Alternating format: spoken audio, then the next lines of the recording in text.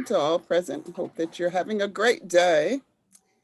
This is the briefing that we had said that we are going to have with the mayor. We adjourned yesterday and are reconvening today.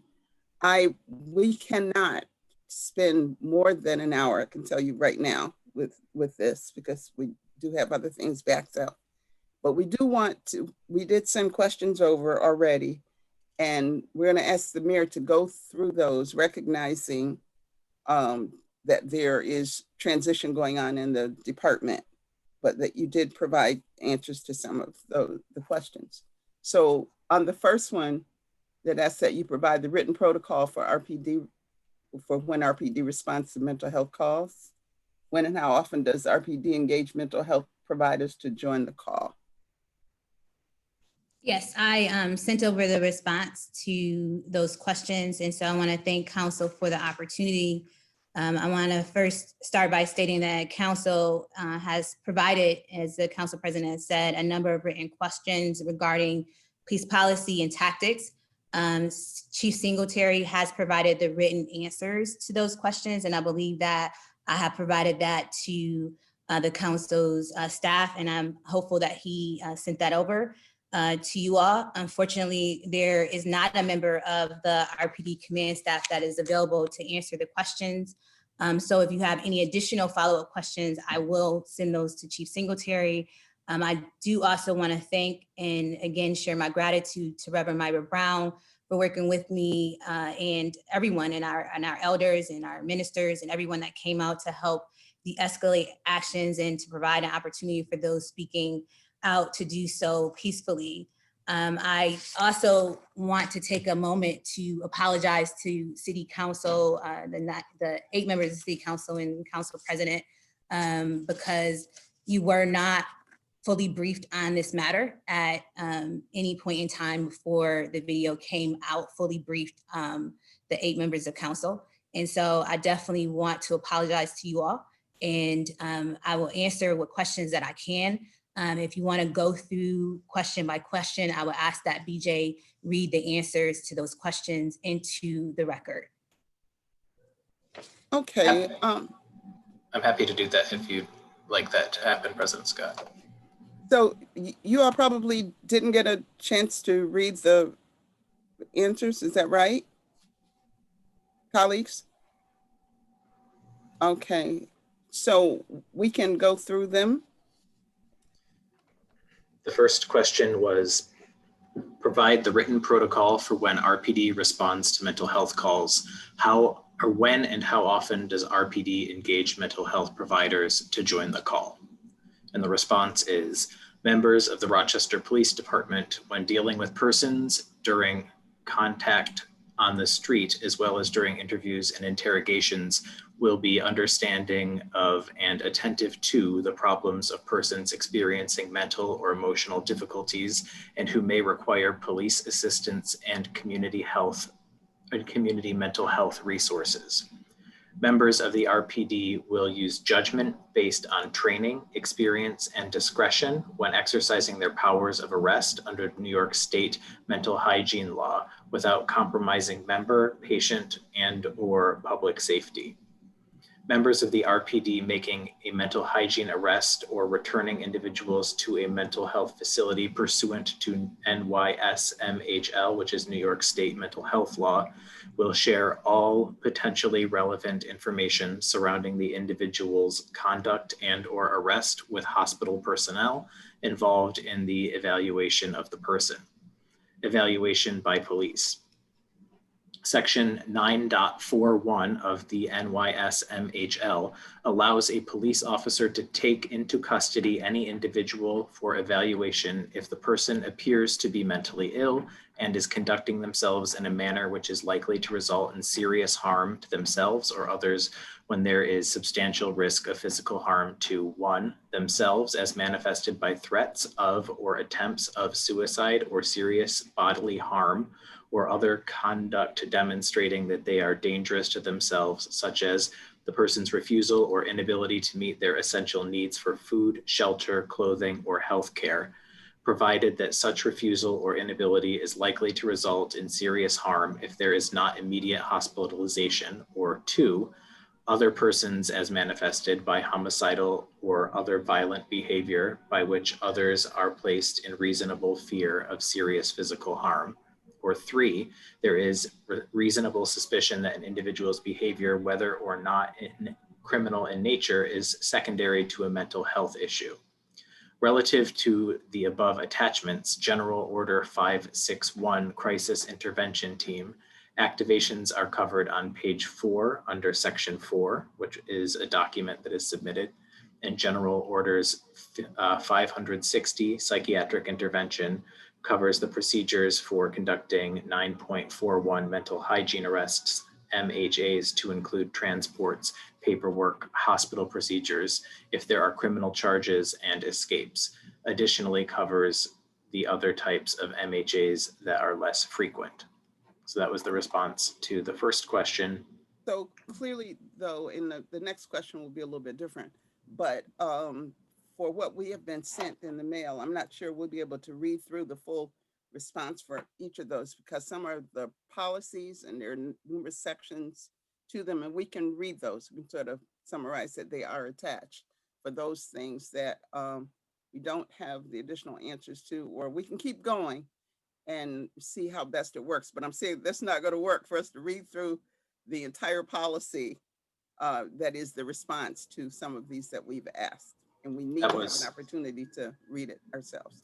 That was certainly the longest of them.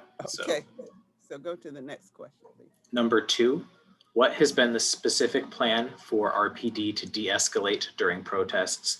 How are we avoiding escalation to begin with? And the response is, due to the inherent officer and public safety risk created by providing specific details to how and where RPD deploys officers in the event of unlawful assembly or riotous behavior, we are unable to provide counsel with those plans in a public forum.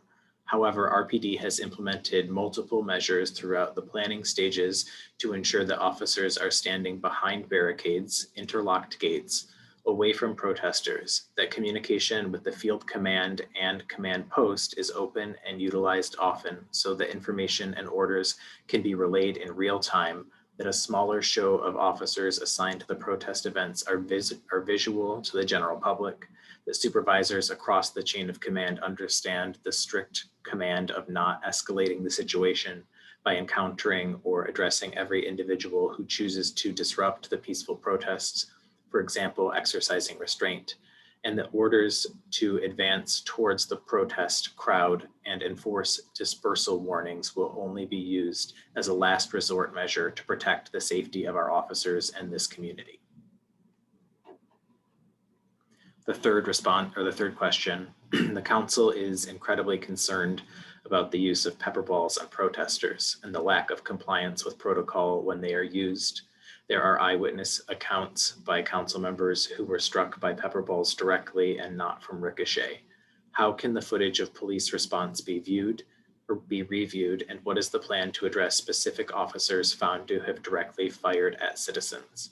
The response: as has always been our practice, City Council can set up a time to review police camera footage. In addition, citizens may request video footage utilizing the City of Rochester's FOIL process. If an individual believes that an officer used the pepper ball launching system, or PLS, in a manner that did not adhere to the RPD's policies and procedures, they may file a complaint at the Professional Standards Section Office. President Scott, are we going to be asking questions as we go along here, or do you want to wait for the whole thing to be read? Let's just go through what we've asked for and then see how much time we've got left, because we gave some thought to the questions. The ability to get the detailed answers is compromised by not having police present. So we're going to work with this to the extent that we can. Okay. The fourth question was provide a copy of the material safety data sheet for the pepper balls used by RPD and list any long-term effects. There is an attachment containing the standard operating procedure for pepper ball launching system, and attached is the manufacturer's manual. The fifth question, RPD declared the protests an unlawful assembly. How and when does a protest become an unlawful assembly? The response, New York State Penal Law Section 240-10, unlawful assembly. A person is guilty of unlawful assembly when he assembles with 4 or more other persons for the purpose of engaging or preparing to engage with them in tumultuous or violent conduct likely to cause public alarm, or when being present at an assembly which either has or develops such purpose, he remains there with intent to advance that purpose. Unlawful assembly is a Class B misdemeanor. An unlawful assembly is declared when there is a demonstrated risk to the public, i.e. the throwing of hard objects, fireworks, arson, etc., which would lead the department to believe both demonstrators and officers may face injury or worse. Regarding the second part of the question, regarding Saturday night, who specifically made the decision and how is it not an infringement on free speech to make and this is in reference to the declaration of unlawful assembly. How close was this declaration of unlawful assembly to the shift change for officers? The response, this decision is made based upon the actions of the crowd, the reports, information coming in from supervisors in the field, and ultimately decided by the RPD command post. Since the start of last week's protests, our officers have been largely mandated to work 12 to 16-hour shifts. Therefore, traditional shift change times are not valid and would not have been a factor. The next portion of this question, after an unlawful assembly is declared, how soon after a crowd has been dispersed can people begin exercising their right to protest? The response, once the scene of the event is made safe or the demonstrated risk is mitigated, protesters have the ability to reconvene in a lawful manner. Question 6. We would like to see the charges dropped for any individual charged with unlawful assembly. The response, the arrests made were lawful. If you would like to advocate for the charges to be dropped, I would contact District Attorney Sandra Dorley. Question 7. How can someone be charged with inciting a riot if no riot occurs? The response, New York State Penal Law Section 240.08, inciting to riot. A person is guilty of inciting to riot when he urges 10 or more persons to engage in tumultuous and violent conduct of a kind likely to create public alarm. Inciting a riot is a Class A misdemeanor. Question 8. How can officers have their badge numbers and names covered? This occurred on multiple occasions, and numerous instances of photographic evidence are available on social media posts. The response, for the past couple of months, officers' names have been researched by protesters to put personal information out to the public, putting the safety of their families in jeopardy. Officers have been allowed to remove their name tags in an effort to prevent their personal information from being spread on social media. Question 9.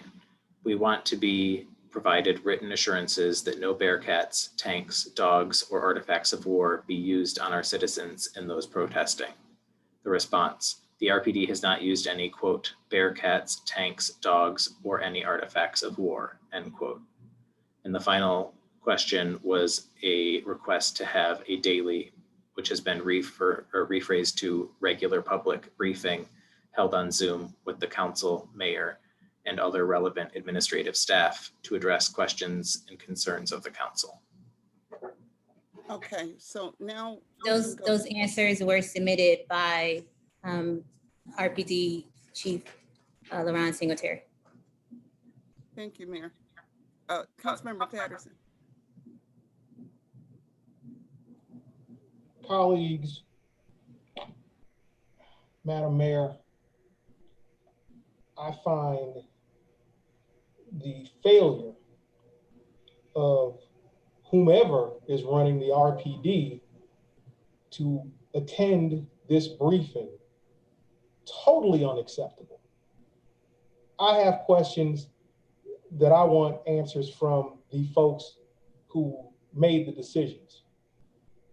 True, you are ultimately accountable for their actions, but it is deeply disturbing that whomever is in charge of the RPD today didn't have the courage to come to this briefing and answer our questions. So it is my hope, and because I really don't have any questions for you, Madam Mayor. You don't have the answers, they do. So it is my hope that at our next briefing, and if anybody else has got questions, y'all go on and ask them. But I have questions for the police, and I want the police at our briefing. Thank you. I will send a request to the police chief. I had let Madam President know yesterday that they would not be available today. I would send a request to them and their command staff to see if someone would be available in the future. Councilmember Lupien. A couple of things. One, as a body, don't we have the power to subpoena? Not sure how that can be used in this case if there's a refusal to show up. I don't know if that can only be used for hearings, but I just wanted to get clarification on that. I don't think this isn't a hearing, this is a briefing, and I don't think that there is a refusal. They weren't available to come today, and that was my understanding. And so I will ask them to come and to speak. They have submitted their retirement papers, and so I don't think that I can compel them to come in to brief you. Okay. 1 second, Madam President. Thank you to the mayor. I understand that, and to the sentiments of Councilman Patterson, I share those same sentiments. I would say I understand that people have submitted their retirement papers, and I understand because I've done that before. However, there's time that goes between submitting and actually retiring. Are they off on sick time or leave currently now?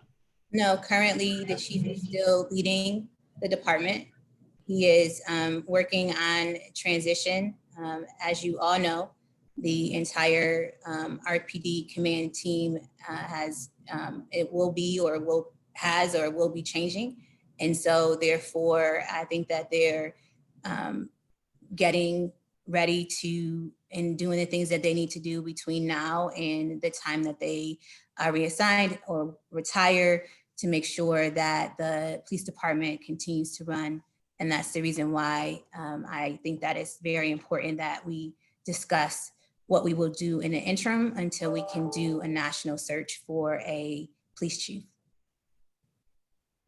Mayor, is there a way that, can you give us assurances? Because see, it's almost the indication is they're not at the briefing, and is this a reflection of a slowdown or, the whole blue flu thing and all of that? And if it is, can you give us assurances that the department is in fact under sound leadership at this time, and that we can assure the citizenry that they're safe, that the operations will continue uninterrupted even during this period of turmoil? I'm going to assure you that the chief is still working. He will be working until he retires on the 29th. That is an assurance that he gave me.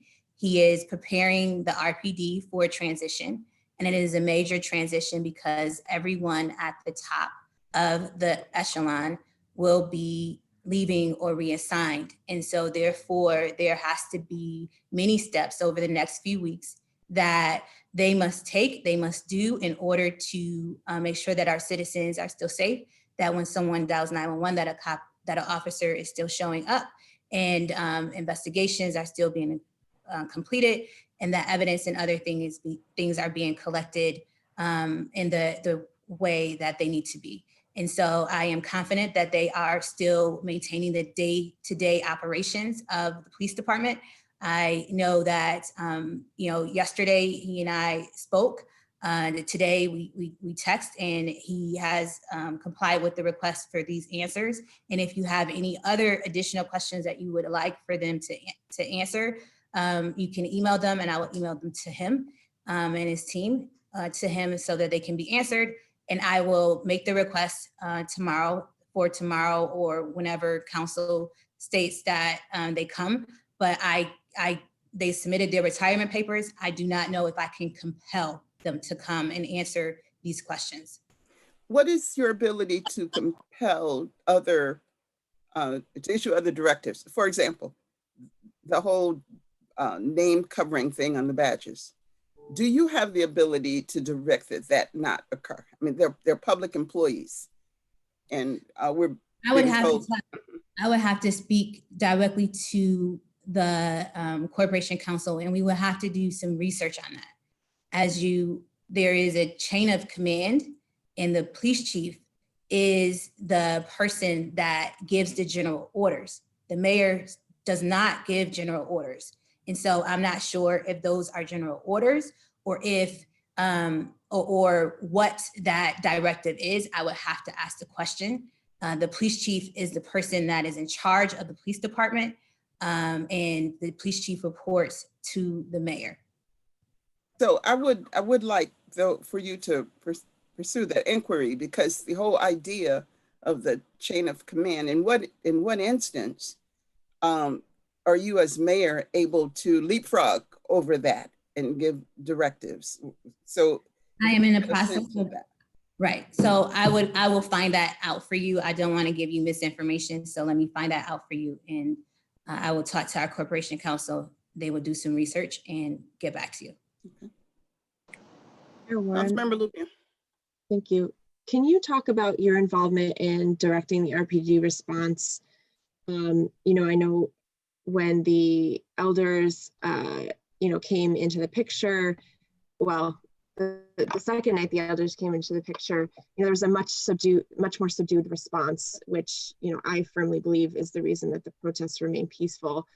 But the previous nights, you know, it had been more confrontational, and it seems to be kind of a wavering. You know, the night after the peaceful protest, it was very peaceful, and then, you know, all of a sudden the police were giving dispersal orders, and then they took them back. So I'm curious, you know, throughout this, you know, these weeks since the press conference initially showed the video, what's your level of involvement of directing the police response?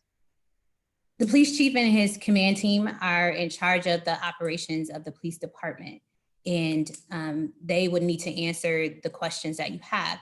When I saw what was happening with the protests, I did, and Pastor Meyer and I was able to get together. We sat down with the command staff. We told them what our idea was. We agreed on procedure and what we would do going forward. And the RPD command team, along with the chief, agreed with what we wanted to do. And that was the stance that they had taken. Okay. Madam President? Yes, Councilmember Evans. Yes, Madam Mayor, is there a transition document that you'll be able to share with council? I know obviously it's not ready now because this just happened yesterday, of what the plans are post September 29th, being that all the command staff as well as the chief will be gone, just so we can understand the structure or the who and how things are gonna continue or what will happen after that? Yes. As soon as I know that I had spoke to the council president yesterday about setting up a meeting with council about transition and what transition will look like. I also am waiting for documentation, and I know that the chief will prepare transition documentation as well. And so when I have that information available, I will share that with council. Thank you. Mayor Warren, President, may I go, please? Yes, please. Thanks. Mayor Warren, it seems to me that since Wednesday, there's been, I think now 7 nights of protests, and it seems as though that the explanation for the first couple of days where there was major use of force by RPD was this claim about needing to defend the public safety building, which I've heard and I've heard the explanation for. But over the last 3 nights, there has continued to be a defense of the public safety building, but without having too many folks out on the streets, without their pepper guns deployed, and all of that has allowed for a maintenance of peace. I guess my question, I understand that you're not calling the operational shots, but what do you have a sense of what would need to happen for there to no longer be this continuity of peace. We have 3 straight nights of peaceful protests, and I want to understand and hear for the record what would need to happen for the pepper guns to be deployed again, for the tear gas to be deployed again. I can't answer that question. I don't even understand that question. I'm sorry, sir. Well, I guess the first couple nights there was water bottles thrown, rocks thrown, fireworks set off. We saw all those things, and that hasn't happened for the past 3 nights. So I guess I'm trying to understand what are the lines in the sand that allow for that trigger RPD to begin to deploy pepper guns and tear gas. Unfortunately, Councilmember Gruber, that is a question that would need to be proposed to the command team that would make those decisions. If you read through the answers that the chief provided, he provided an answer to that and said that those decisions are made by the command team, by RPD. Are there any other questions? Yes. I know, Mayor Warren, you don't have the answer to this, but I wanted to kind of have it be on the record, and we'll get a follow-up response after from the chief. On one of the nights, a car drove through the protesters and sprayed pepper spray on them and hit a person in our community. And then later video shows the police interacting with these same people, kind of inspecting their side view mirror. And it was printed in the Washington Post. I'm not sure, where the source came from, that that the spokesperson had said that they didn't receive any calls for 911 of anyone being hit, and they couldn't identify the drivers of the car. So I just want to make sure that that's being kept track of, and that we are investigating what happened in that incident. I know that I received several text messages from members of the community about that. I sent that to the police chief, and they are investigating it and following up on it. I can confirm too, Councilperson Lupien, that I also received several text messages and videos, but because I'm not on Facebook, I could not view them. However, I did forward them to Lieutenant Shaw for investigation as well. So I want to touch back on the whole thing about the badges being covered. And one of the reasons we're pushing that is one of the options when people feel that the police have acted inappropriately in these instances is to file a complaint. But when you don't have a name, you don't know who to complain against. So we can't allow ourselves to be pushed into that corner. So the sooner we can get that information, the better. I will, as soon as I get off this Zoom with you, reach out to the Corporation Counsel to have them research that and tell him your concerns, and to see if I can give a directive myself around that. Okay. I just want to state this for the record too. And I know this is not necessarily anyone's fault. It's just the way things are happening. However, the fact of the matter is the police department work for the citizens. They get paid by the citizens. Command staff obviously are appointed, some of them by the mayor. And at best, Madam Mayor, I would hope that you would exercise all of your powers to make sure that they are at our next briefing, or other people need to lose their job because that's a derelict of duty. Quite frankly, if they're not showing up to work. So again, I had spoken with President Scott yesterday, and I had spoken, I sent an email to the chief. I said that when President Scott and I talked yesterday, I told her that I would be available to come, and she told me to come. And I told the chief that that they did not have to come. So I understand now that that's what council's request is. Yesterday, when President Scott and I spoke, she said that she wanted to speak to me directly. I will make that request known to them, that council would like to be briefed by them, and therefore see if they would be willing to come. I offered that in lieu of not having the briefing at all. that even though they could not come, that we would want to talk with you. So we didn't want to cancel again.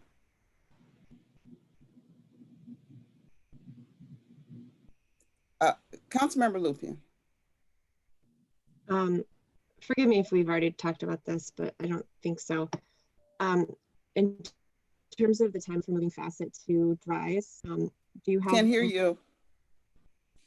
So Councilmember Lupien, before you speak, I just want to, not the record, but I just want to be very clear about yesterday, the conversation and discussion yesterday.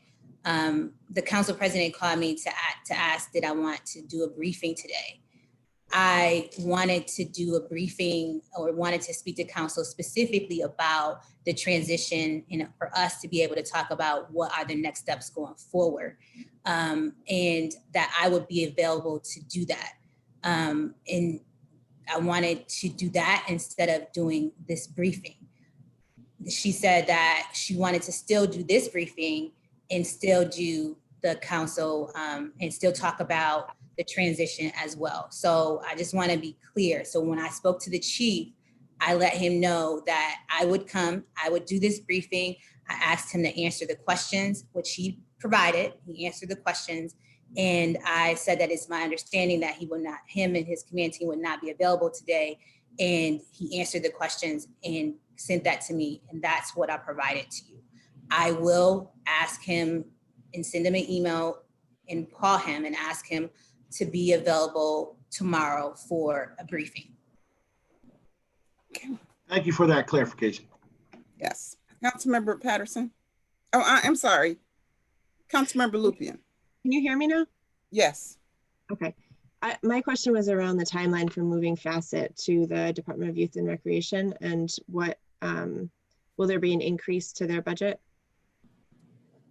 The council president and I spoke about that yesterday as well.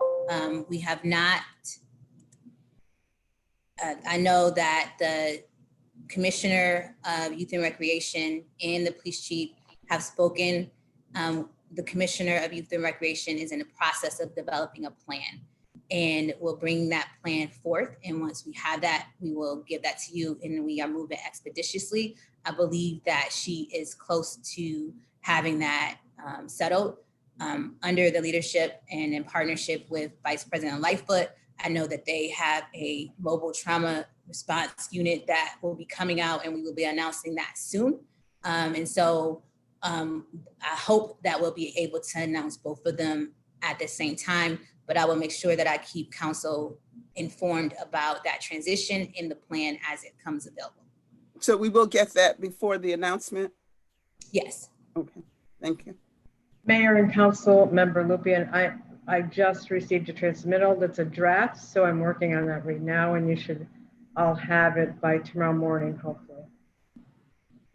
Thank you. Councilmember Patterson. Madam Mayor, will you be directing the police chief to attend our briefing tomorrow? Is it safe for us to believe that he will actually be in attendance? I cannot speak for the police chief or his command staff. I will let them know that their presence is requested. Are they working normal working hours tomorrow? The police chief and his team are continuing to work. I know that the chief last day is on the 29th. And so they are in the process of transitioning and making sure that RPD has a smooth transition over the next couple of weeks. And I can assure you that this community will remain safe. It will remain staffed with our officers. They will continue to have someone that is in charge until we figure out the next plan forward. And that is the reason why I think that it is very important, as I reached out to the council president yesterday to talk about what that transition plan looks like. So we will be having a separate meeting. I see you, Mike. Okay. So we'll be having a separate meeting about the transition and plans going forward. So we're going to be clear about that one.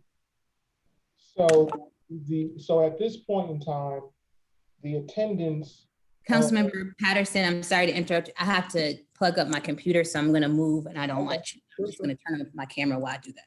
No problem.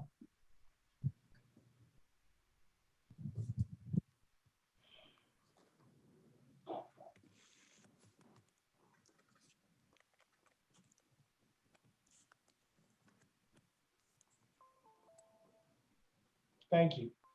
So at this time, the attendance of the chief of police at our next briefing is totally determined by whether or not he chooses to attend. I think so, yes. Thank you, ma'am. Okay. Are there any further questions? It's our time. Are there any further questions? Councilmember Group? Yeah, Ruben? if we're limiting the questions specifically to right now and the RPD transition plan, can I just have an understanding about, I'm not an expert on civil service law, about how some of the command staff is moving down in rank and others are retiring? Can I have just an understanding of what the purpose and reasoning for that is? I would have to talk to our human resources director, and she would give you a better understanding of that, as well as our corporation counsel that is in charge of working with the union contracts. And so I do not feel that I'm well-versed in giving you a answer to that question. I do believe, I do know that civil service law allows for certain transitions to happen and lays it out. But I believe that the person best equipped to answer that question would be the director of human resources, as well as our attorney that works with the unions. And so I can get that answer to you. Thanks. Okay. So I think that will conclude our briefing for today. And we will schedule another one to be determined. Thank you, Madam Mayor. Thank you. Everyone, please have a great day.